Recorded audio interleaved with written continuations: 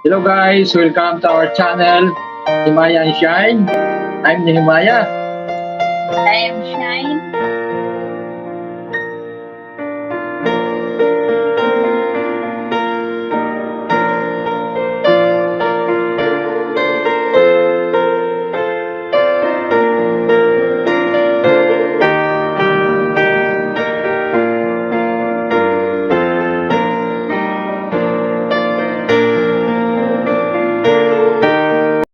Hello guys, muli welcome sa aming channel, ang Nehemiah and Shine. Ako si Nehemiah, si Shine po ay siya ay umalis. Ang pag-uusapan po natin sa araw po na ito ay tungkol po sa isang bagay na kung saan halos lahat ng tao ay ayaw po itong pag-usapan. Dahil nga po sa sitwasyon po natin ngayon, nasa gitna pa rin po tayo ng pandemya ng COVID-19. At halos lahat ng tao ay nagsisikap kung paano po tayo makapag-survive sa sitwasyong ito na naranasan po natin sa ngayon. Hindi lamang po sa bansang Pilipinas, kundi sa buong mundo. Subalit hindi po natin maitatago po ang katotohanan na may pandemya man po o wala, lahat tayo ay mawawala sa mundong ito. Kaya ang pag-usapan po natin ngayon ay tungkol po sa kamatayan. Halos lahat ng tao po ay alam na kapag tayo po ay mawala sa mundong ito, tayo po ay mayroon pang kabilang buhay na tinatawag. Subalit ang malungkot po na katotohanan, hindi lahat ng tao ay mapupunta po doon, kundi mas maraming mga tao ang mapupunta sa kapahamakan. Ito po yung tinatawag na ikalawang kamatayan. Ang tinutukoy ko po dito ay yung dalawang dako na maaaring puntahan po ng tao kapag siya ay nawala dito sa mundo. Ito po yung langit at ang impyerno. At dito po sa langit ay halos lahat ng tao ay nagnanais o inaasam na sila po ay mapunta po dito. Dahil alam naman po natin ang sitwasyon natin dito sa mundo, punong-puno po tayo ng problema, punong-puno po tayo ng kahirapan, punong-puno ng kapighatian. At maaring isa sa mga pamilya po natin ay nawala dahil po sa pandemic na ito. So alam po natin na kapag tayo po napunta po doon sa kaharian po ng Diyos, ay mapapalitan po ito lahat ng walang hanggang kaligayahan. At ito po ay kabaliktaran naman po kapag tayo po ay mapunta po doon sa impyerno. Kung tayo ngayon ay naghihirap dito sa mundong ito, kapag tayo po ay napunta doon na hindi lamang doble, umaaring 100 times pa ang mangyayari po sa atin. Ang kahirapan na mararanasan po natin doon kapag napunta po tayo sa lugar po na yun. So kaya matiyak po natin na kapag tayo po ay mawala sa mundong ito, ay mapupunta po tayo sa kaharian po ng Diyos. Ang problema nga po, tayong mga tao ay likas na po tayo na makasalanan. So ang kasalanan ito ay nagmula pa po doon sa ating pong mga ninuno, doon po sa ating pong lolo at lola na si Adan at saka si Eva. Doon po nagsimula ang kasalanan ng tao. Doon po sa kanila pong ginawa. Sila po ay hindi po nagnakaw, hindi po sila pumatay, hindi po sila nagsinungaling, hindi po sila nakiapid o hindi po sila nangalunya. Ang kasalanan lamang po nila ay si disobedience. So sila po ay pinagbawalan na kainin ng isang bungang kahoy doon po sa paraiso, subalit hindi po nila sinunod po ang Diyos. So doon po nagalit ang Diyos po sa kanila, pinalayas po sila sa paraiso at naputol po ang kanila pong relasyon o ang kanilang connection sa Diyos. So doon po nagsimula ang kasalanan po ng tao at hanggang ngayon, nararanasan po natin ito. Wala pong tao na hindi po nagkakasala. Lahat tayo po ay makasalanan. So ang sabi po dito sa isang talata po ng Biblia, sa Roma 3:23, sapagkat ang lahat ay nagkasala at walang sinumang nakaabot sa kaluwalhatian po ng Diyos. So ito po, malinaw po dito na sinasabi na walang sinumang tao na hindi po nagkasala. Walang tao na perfecto po dito sa mundo. Lahat ng tao ay makasalanan. So, tanggapin man po natin o hindi, makasalanan po tayo lahat. Wala po tayong karapatan na pumunta po sa langit. Bakit ko po nasabi na wala po tayong karapatan na pumunta po doon sa langit? Kasi po, sabi po dito sa isang talata po ng Biblia, dito po sa 1 Peter 1:16, sabi niya po rito, sapagkat sinasabi ng Diyos sa kasulatan, magpakabanal kayo dahil banal ako. So paano po tayo makakapasok doon sa kanyang kaharian kung ganito po ang kanya pong pamantayan. So bagamat na mayroon po siyang kautusan na magpakabanal tayo, pero hindi naman po natin ito nagagawa sa ating pong mga buhay. Araw-araw nagkakasala po tayo kasi ang sabi po, nag-isip ka lang ng mahalay doon po sa isang babae na yung nakikita ay nagkakasala ka na. So sa kaisipan pa lang po, maaari na po magkasala po yung tao. Lalo pa kaya kung ito'y talagang gagawin mo ng aktwal. Ay basahin po natin ang isang talata po ng Biblia. Ang sabi po dito sa Pahayag 21 verse 8, subalit malagim ang kasasakitan ng mga duwag, ng mga taksil, ng mga magpapasasa sa suklam-suklam na kahalayan, ng mga mamatay tao, ng mga makikiapid, ng mga mangkukulam, ng mga sumasamba sa Diyos-Diyosan, at lahat ng mga sinungaling ang magiging bahagi nalay sa lawa ng nagliliyab na asupre. Ito ang pangalawang kamatayan. So malinaw po, ang tao po ay makasalanan. Paano po tayo makakapunta po doon sa kaharian po ng Diyos kapag ganito po yung ating pong kalalagayan bilang tao? So kahit ano po ang gagawin po natin na pagsisikap sa mundong ito, ay hindi pa rin po tayo magagawa ng pamamaraan para makapunta lamang po tayo doon sa kaharian po ng Diyos. Kaya hindi po tayo magtataka sa panahon po natin ngayon. Marami po mga relihiyon nagsusulputan, maraming sikta ng pananampalataya, at isa lamang po ang kanila pong layunin upang turuan ang mga tao kung paano po tayo mapunta sa langit. Subalit, ang malungkot na katotohanan po, sila po yung nagtayo ng relihiyon, sila po yung nagtuturo kung paano po mapunta doon sa kaharian ng Diyos.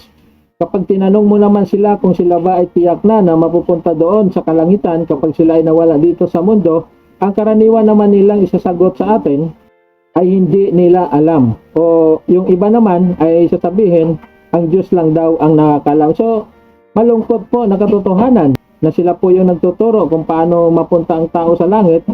Subalit, sila mismo ay hindi nila alam o hindi nila tiyak kung sila ba ay mapupunta po doon. Sa madaling salita po, ang solusyon po para mapunta po ang tao sa langit ay wala po sa tao, kundi sa Diyos pa rin po ang pamamaraan kung paano po tayo makapunta po doon sa kanya pong kaharian. Ang sabi po dito sa isang talata, basahin po natin sa John 3:16, sabi po rito, sapagkat gayon na lamang ang pag-ibig ng Diyos sa sangkatauhan, kaya't ibinigay niya ang kanyang kaisa-isahang anak upang ang sinumang sumampalataya sa kanya ay hindi mapahamak kundi magkaroon ng buhay na walang hanggan. So ito pong talata na ito ay ginagamit din po ito ng mga iba't ibang klase ng relihiyon.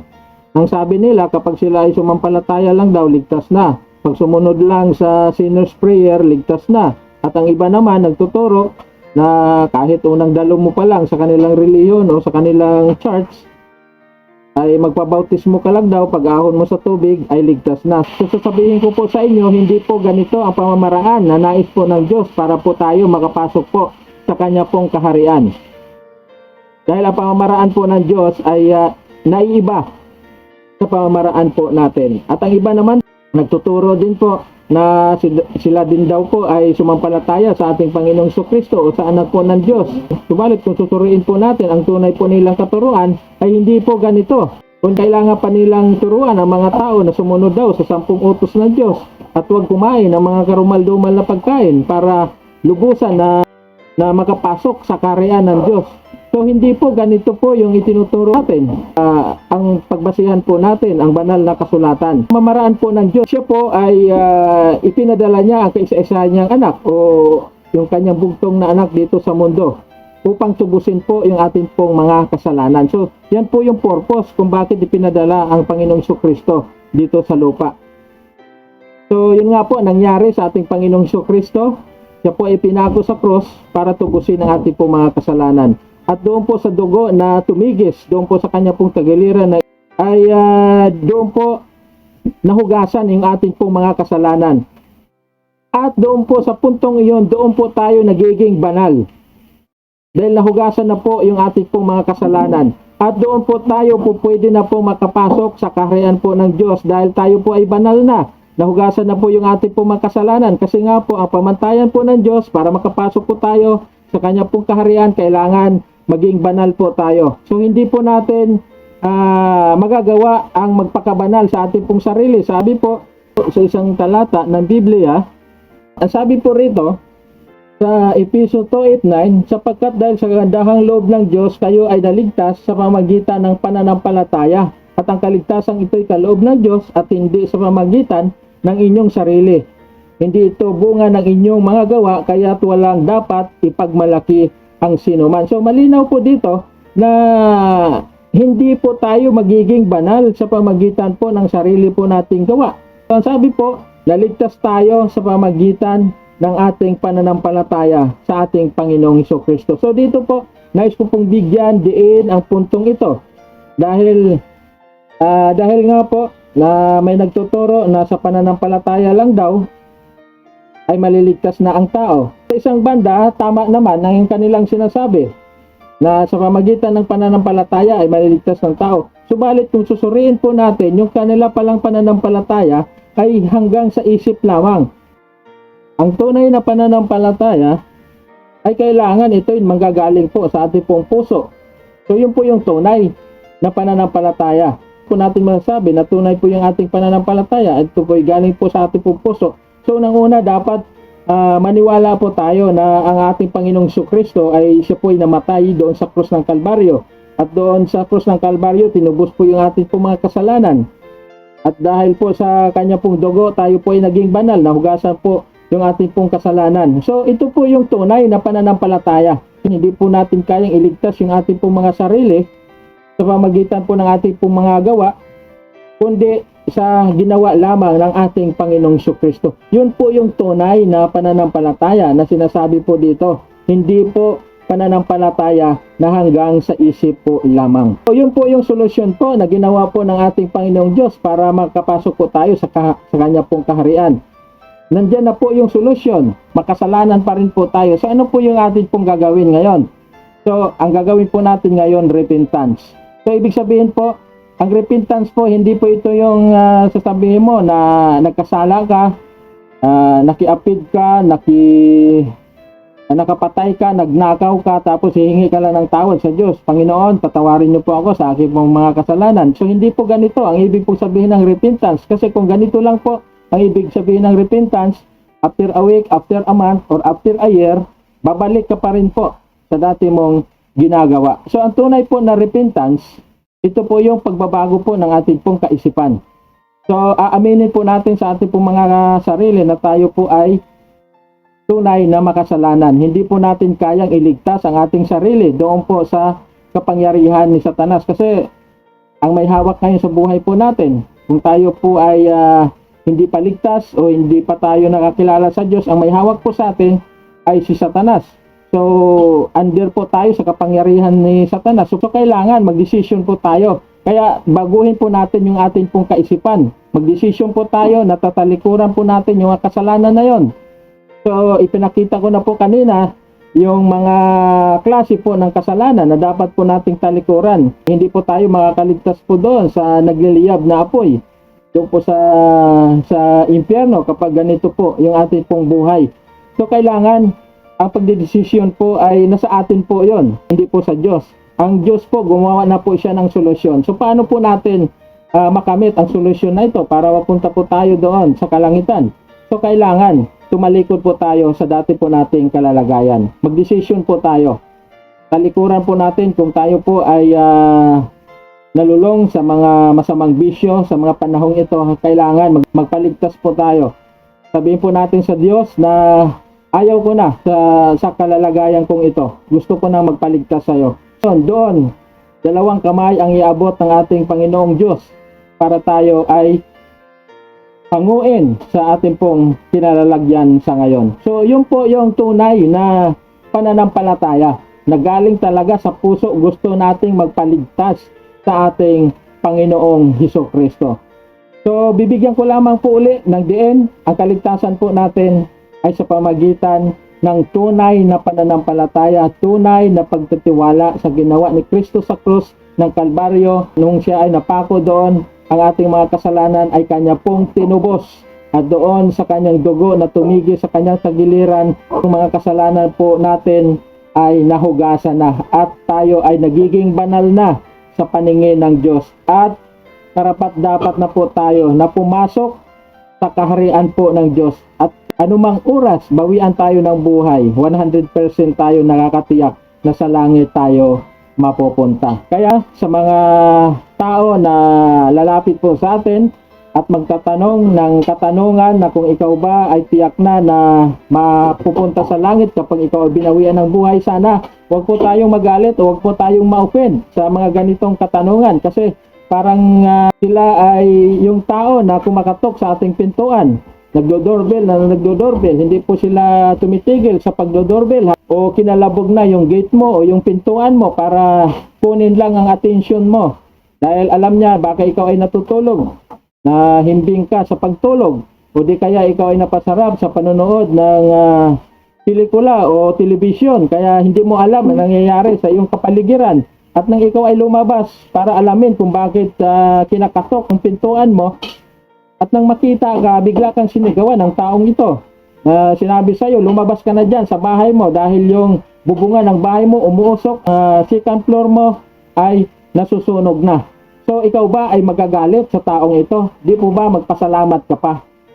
So ganun po, mayroon po magtatanong po sa atin na kung ikaw ba ay tiyak na mapupunta sa langit kapag binawian ka ng buhay anumang oras, huwag po tayong magagalit dahil sila po yung mga tao na pinadala ng Diyos sa'yo para ibahagi kung paano ka mapunta sa kaharian po ng Diyos, kung paano ka maligtas sa impyerno. Kaya sana po sa bidyong ito ay may natutunan po tayo na kaligtasan po natin ay hindi po nakasalalay doon po sa katuroan po ng tao, doon po sa magandang relihiyon.